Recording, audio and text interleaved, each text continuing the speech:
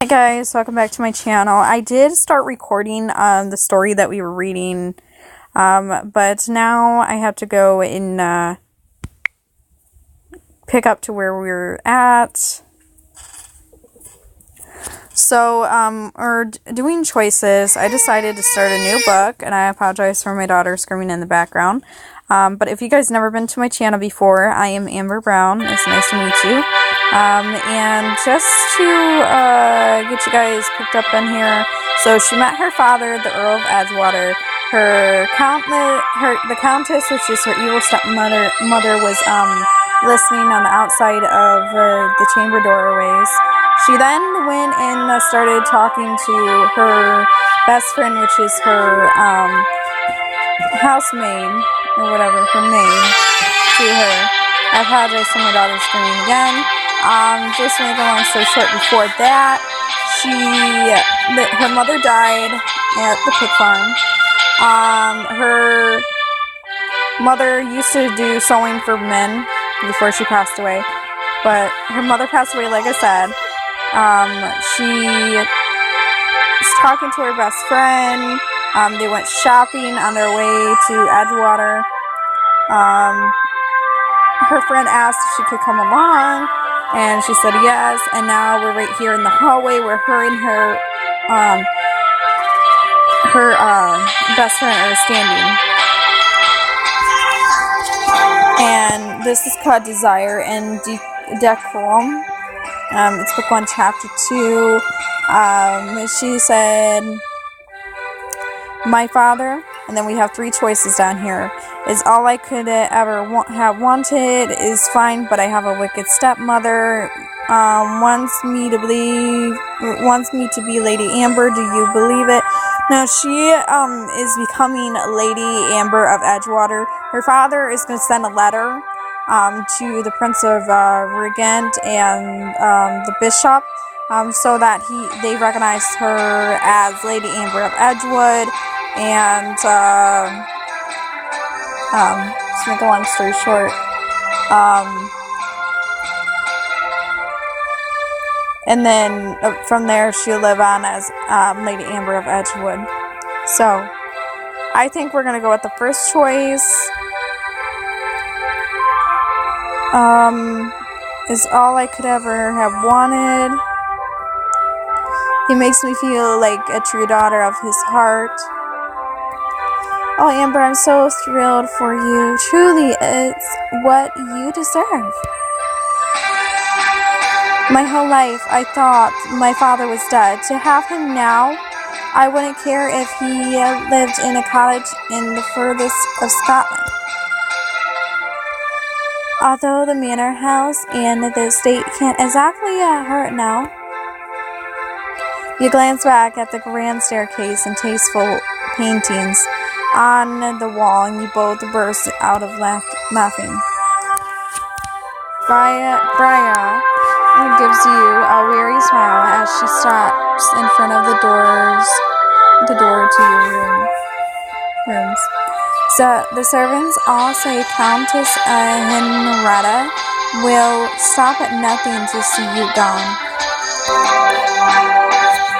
But what can she do to me? Surely it's my father's choice whether to keep me here. Yes, but as a woman, you spend more time in the Countess' company. You will need to join her and the neighboring ladies to sew and play the pianoforte and do other arts. Oh, but I don't know how to do any of that. Oh, I always wanted to be an accomplished lady. To sit all day with no greater task than to create art and beauty is quite unimaginable. The head of housekeeper put an embroidery frame in your parlor for you to use, so you'll have a project to work on when the Countess calls you down tomorrow.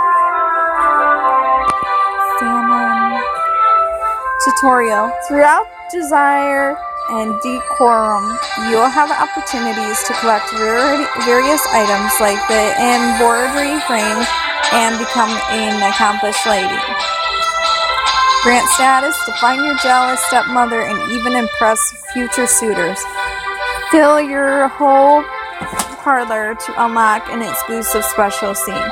Now, she did meet a future suitor that almost ran over her and her best friend, Bryra, when they were walking back to her mother's place before her mother passed away. So, you'll probably see him on later on in the book, but he was in chapter 1 a couple times. Once at driving past her and her best friend almost nearly hitting them, and then one at her father's estate.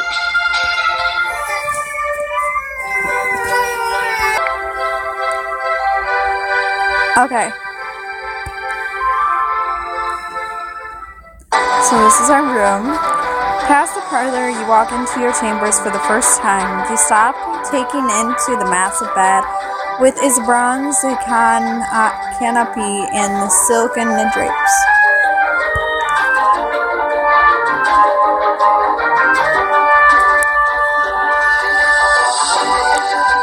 I'd never thought to even see a room this big. Is this all mine? Every bit of it. I have my own cot through the door there. You spin around, falling into the down stuffed mattress with its luxury sign, and Bria lies next to you.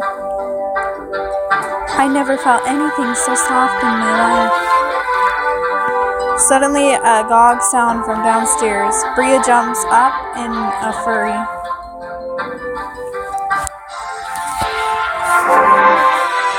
Hilarious song. That's the dinner gong. Gracious alive. We need to get you dressed and ready to make a good impression. Come see the amazing dress your grandmother sent up. Bria shows you an intricate embroidered dress in a dark peach damask. Everyone will know your nobility now if you wear this. Wear the dress to impress.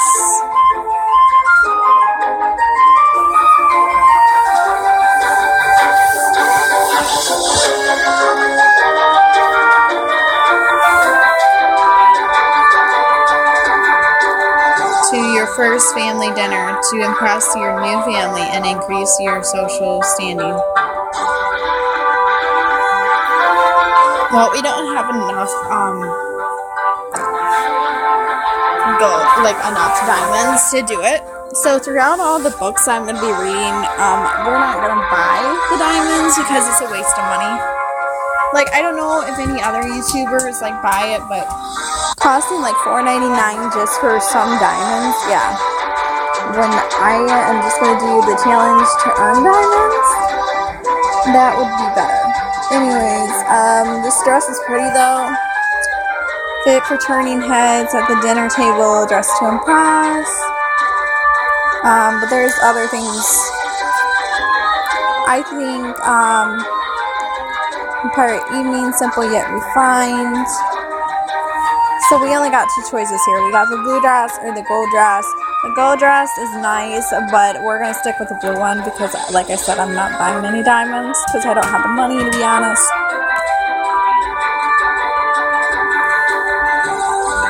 I'll be more comfortable and something less fancy. You still look like nobility to me, Lady Amber. Change your mind if it's not too late to change your outfit. Just tap the closet button to see your full wardrobe, including free and purchased clothing. So we can click on here and choose the hairstyle.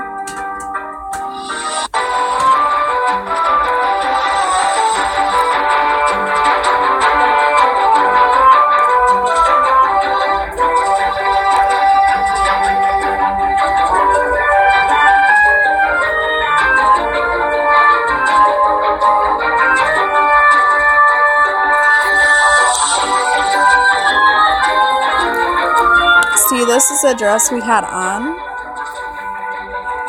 But this is for like day wear. So for evening attire,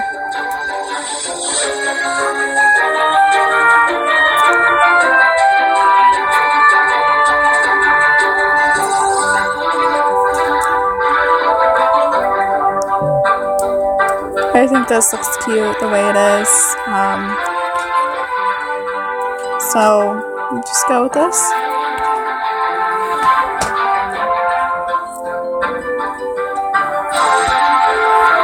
This is your last chance to change your outfit before dinner.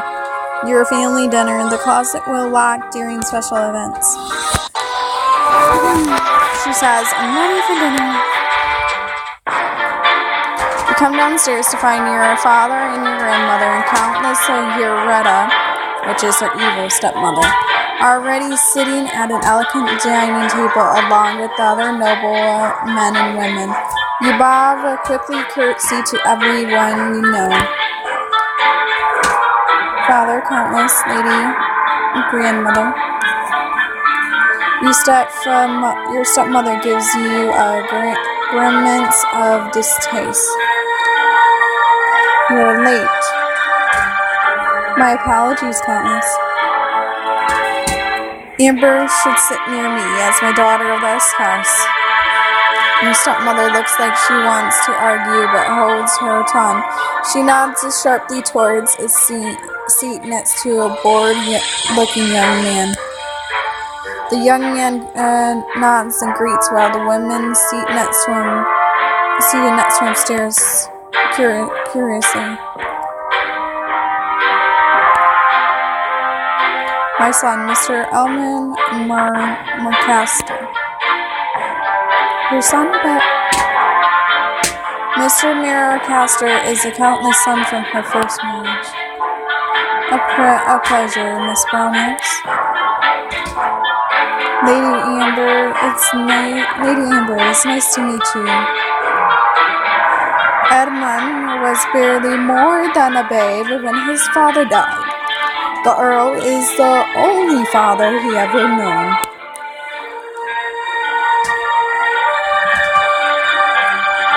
The Countess nudges Mr.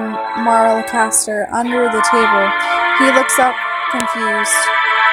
Ah, yes, I considered you my father by all tides of affection. Since our poor Harry passed, and Edmund has had the full of his role on the estate and in the Earl's heart. We will all be so relieved when he finalizes his will to confirm Edmund as his heir. His heir? Father, are you going to adopt your son? That makes no sense. Is this even illegal? You didn't mention anything about this to me. It is something the Countess and I have discussed. Nothing is final. Of course it is. What a deeply pain us to see Edgewater pass down of our direct bloodline. The tension is broke by the sudden giggle from the woman next to Mr. Marcaster. Oh, that's the Earl's bastard. I just couldn't imagine who. The Countess shoots a look at her son, who gives the woman a pained smile. Yes, this is Miss Amber. Miss Amber, my fiancée, Miss Teresa Sutton. Miss Sutton.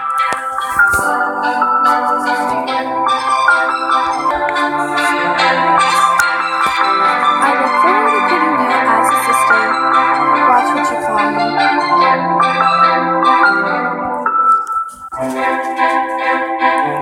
The Countess winks at the word sister, but Miss Sutton giggles again. My word, I never thought of that. Did you think of that, Mr. Marcaster? Your sister, indeed. Indeed. Not by blood, of course. Marriage ties are so much more fragile, don't you think? The table falls silent, and the servants clear the soup dishes and serve roasted venison, potatoes, and sharp cheese. That actually sounds good. So tell me about yourself, Miss Sultan. So tell me about yourself, Mr. Maricaster. We're going to go with the first one. Oh, I'm my father.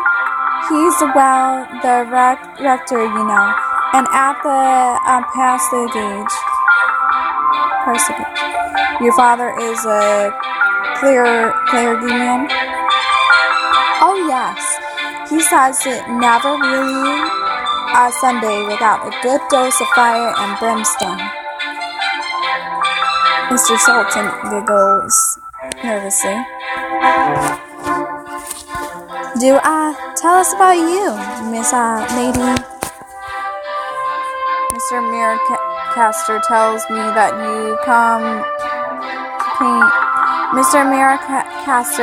that you came from a country village on a pig farm. What is that like to grow up in such a dismal circumstances? Actually, let's see. I did not grow up on a pig farm. My village was small, but people were generous and kind. I much prefer life at Edgewater. Actually, it would do many of the gentry some good to spend time in an honest English village. It amazes me sometimes how those who have so little can be so giving, when those blessed with so much can cling to it like ministers. I have often thought the same. You take a bite of your venison, and for a moment the tension lifts as everyone devotes himself to eating. 2 hours later, after dinner finally ends, you flee outside and lean against the side of the house, taking in the cold, damp night air.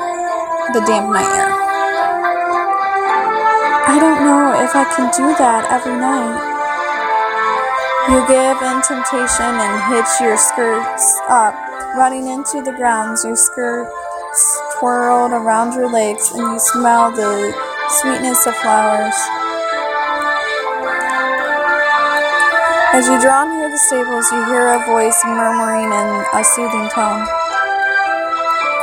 Shh, lovely, you're getting better there. Does that feel nice? Who's in there? You walk inside and see the dark form of a man dressed like a groom.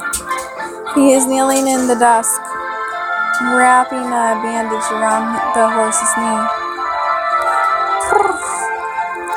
The man stands, and you see that he carries himself with a soldier bearing. He clucks his tongue, and the horse gingerly puts her foot down.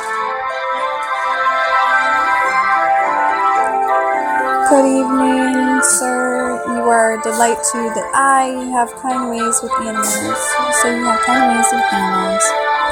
What is this beautiful girl's name? Nay!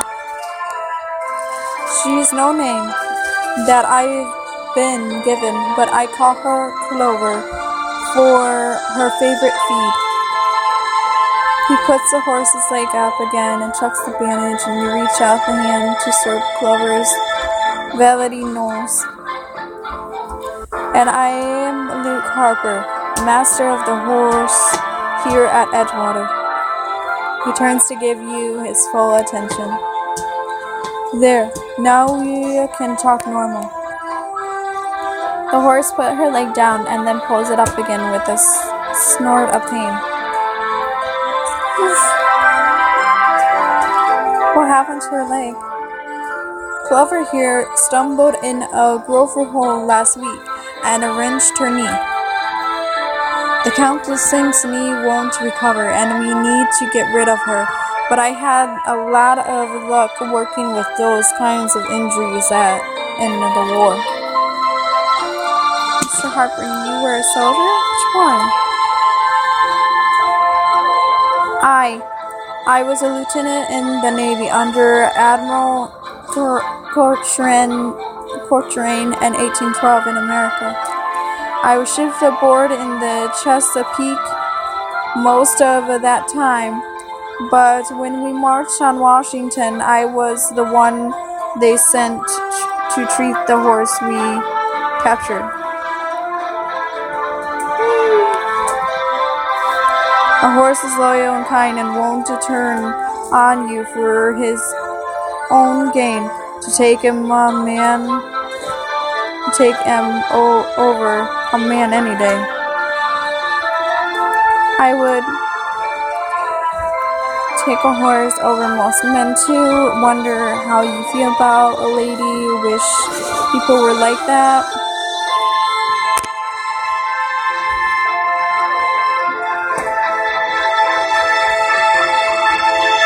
Mr. Harper laughs. They take you where you want to go and ask nothing in return.